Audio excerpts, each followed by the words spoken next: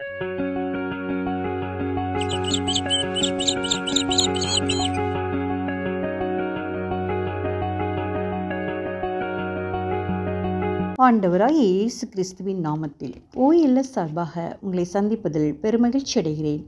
இன்றைய தியான வசனம் யோவான் 14:27 இறைவசனம். அமைதியை உங்களுக்கு விட்டுச் செல்கிறேன், என் அமைதியையே உங்களுக்கு அளிக்கிறேன். நான் உங்களுக்கு தரும் அமைதி உலகம் தரும் அமைதி போன்றதல்ல. நீங்கள் உள்ளம் கலங்க வேண்டாம், மருள வேண்டாம்.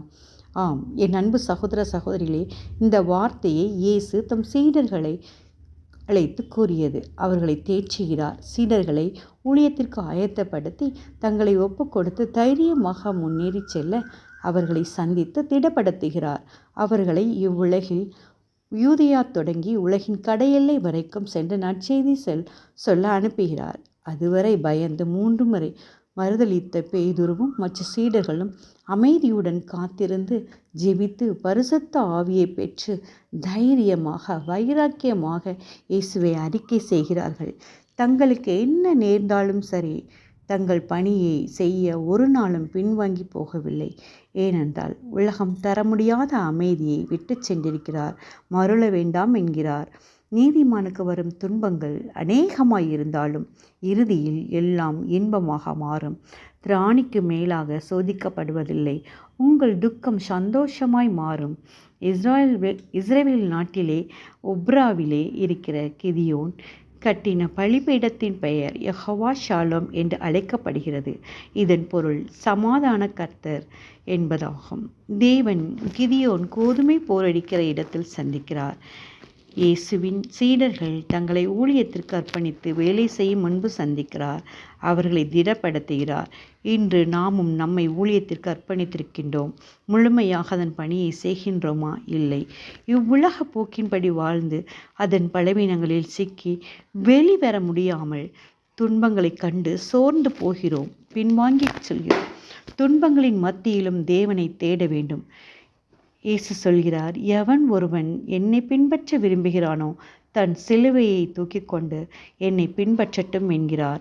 ஆவியின் கனிகளுள் ஒன்றாகிய அமைதியை எல்லோரும் பெற்றுக்கொள்வோம்.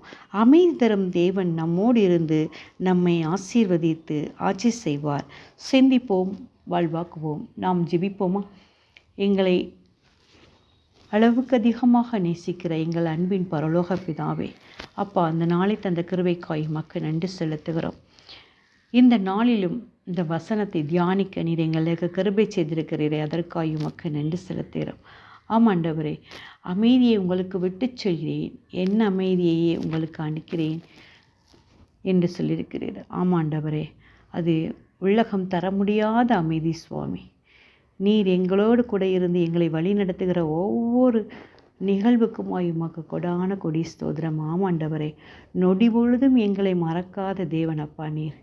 ஆமாண்டவரே, கண்ணின் மணி போல நீர் எங்களை பாதுகாக்கிறீர். அதற்காய் உமக்கு நன்றி செலுத்துகிறோம். அப்பா, இந்த அமைதியை அப்பா எல்லார் மத்தியிலும் கடந்து செல்லட்டும். நாடுகளுக்கிடையே நடக்கும் போர்களை எல்லாம் தவிர்த்து அமைதி நிலவட்டும்.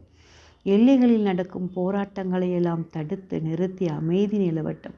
ஒவ்வொரு மனதிலும் அமைதி ஊடுருவி பாயட்டும் சுவாமி.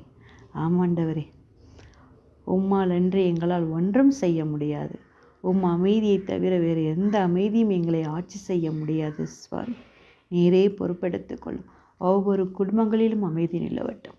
எல்லாவற்றையும் மீட்படுத்தும். இந்த ஜெபங்களையெல்லாம் மீட்பெறும் அருமை இரட்சகருமான இயேசு கிறிஸ்துவின் மூலம் ஜெபிக்கிறோம் எங்கள் நல்ல பிதாவே, ஆமென். இந்த நாள் இயேசுவின் அமைதியை நோக்கி வாழும் பிள்ளைகளாய் உங்களை வாழ்த்துகிறேன். Praise the Lord.